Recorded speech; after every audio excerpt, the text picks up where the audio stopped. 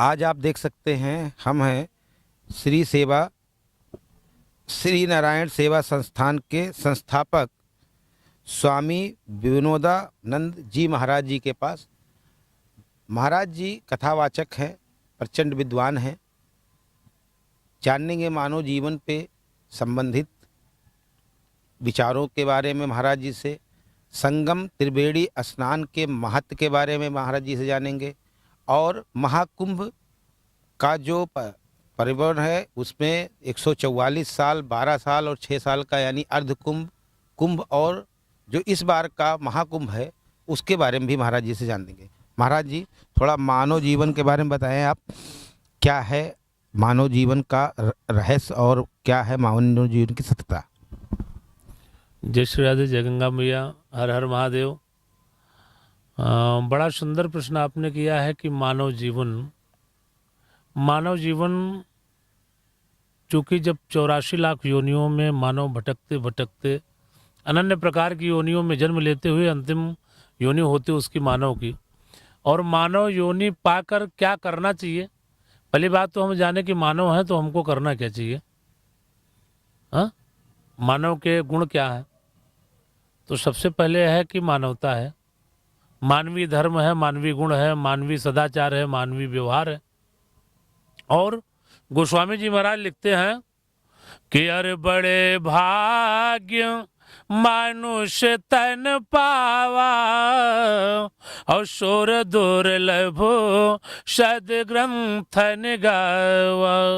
यानी बड़ा भाग्य लिखा गया, इसलिए कि बड़ा भाग्य बताया गया है। बड़ा भाग्य अगर ऐसा न होता तो शास्त्र भी डिंडिम घोष कर रहे, इधर श्रीमद् भागवत भी कह रहे कि आ जन्म मात्रमपिये न सठे न किंचे चेतम विधाय सुख शास्त्र कथायन पीता चांडाल्य वच्च खरव बत तैन नीत मिथ्या स्वजन्म जननी जन दुख बाजा।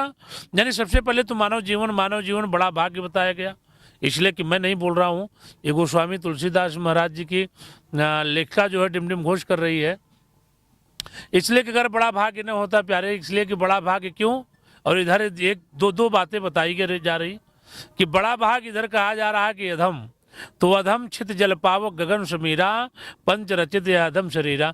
यानी मानव के लिए एक तरफ ये इंगित किया जा रहा है, दूसरी तरफ कहा जा रहा है कि बड़े भाग्य और मानुष तन पावा और शोर दुर्लभ शद ग्रंथन गावा। महाराज जी ऐसा क्या है मानव जीवन में, जो मानव जीवन सबसे बड़ा धर्म है, जो मानव का जीवन सबसे बड़ा वो है, इससे बड़ा कहीं कोई वही नहीं है।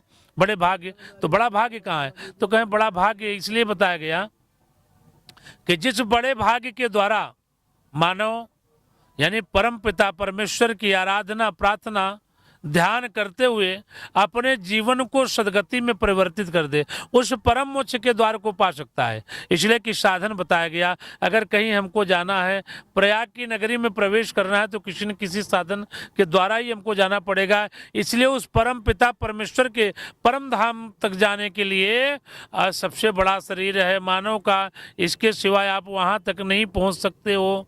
इसलिए सबसे बड़ा धर्म मानव है। इसलिए कि साधन दामो अरे मोक्ष कर द्वारा पाइन जय परलोक संवारा। इस मानव जीवन को पाने के बाद अगर किसी ने अपने जीवन को सच्चरित और सुंदर और सुसज्जित नहीं कर लिया साहब, तो मानव की वैसे ही है। हाँ, जैसे सुअर जो है जन्म लेता है कुत्ते की तरह, चूँकि वेद व्यास जी महाराज डिमडिम घोष कर रहे हैं कि आ जन्म मात्र मपिये न कचे न सिंचित चेतम विधाय सुख शास्त्र कथाएं न पीता। यानी भगवान के कथाओं का आस्वादन नहीं ग्रहण किया, रसास्वादन नहीं प्राप्त किया, धर्मार्थ कार्य नहीं किया, साधु सुंदर अभ्यागतों का स्वागत नहीं किया, तो अनावश्यक है उसी शूकर और कुकर की तरह वो जो है, जैसे वो अपना पेट पल्लवित करते हैं उसी प्रकार से मानव है। हाँ? यही है मानव धर्म की व्यवस्था जो है। महाराज जी त्रिवेणी संगम में जो स्नान का महत्व है, थोड़ा दर्शकों को उसके बारे में भी कुछ बताएं आप।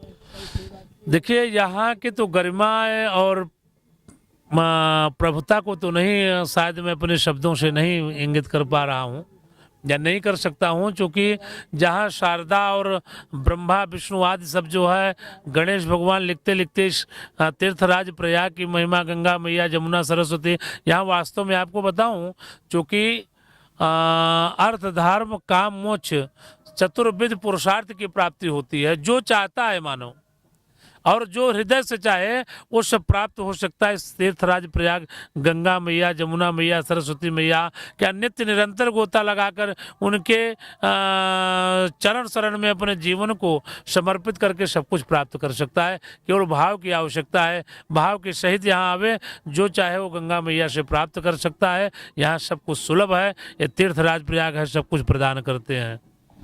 महाराज जी, इस बार जो मेला की व्यवस्थाएं रही सरकार की तरफ से, योगी आदित्यनाथ की तरफ से, चूंकि वो भी एक महंत ही है, कैसा रहा आपका, उस पर क्या कहना है?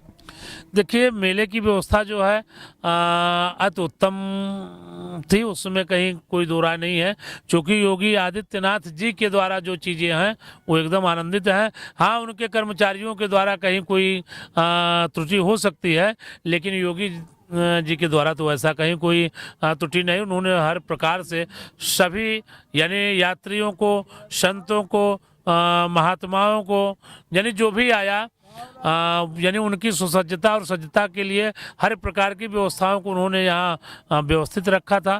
किसी प्रकार की कोई कमी नहीं की है। और ऐसे ही यानी देश की रक्षा, प्रदेश की रक्षा, राष्ट्र की रक्षा करने वाले की आवश्यकता योगी और मोदी जी की तरह है, जो देश की रक्षा कर रहे हैं। ऐसे देश रक्षार्थी के लिए जगत जननी जगदम्बा से मैं प्रार्थना करता हूं कि इनको, इनके जीवन को दीर्घायु बनावे और सतत जो है धर्म की ओर इसी प्रकार से बढ़ते रहें, इसी प्रकार से अग्रसित रहें। यही मेरी कामना है, जगत जननी जगदम्बा से ही मेरी प्रार्थना है। सनातन धर्म क्या है महाराज जी? सनातन धर्म साहब जो कभी न नष्ट हो, जो आदि अनादि, जो हर समय सुसज्जित और सुंदर रहे, वही सनातन है।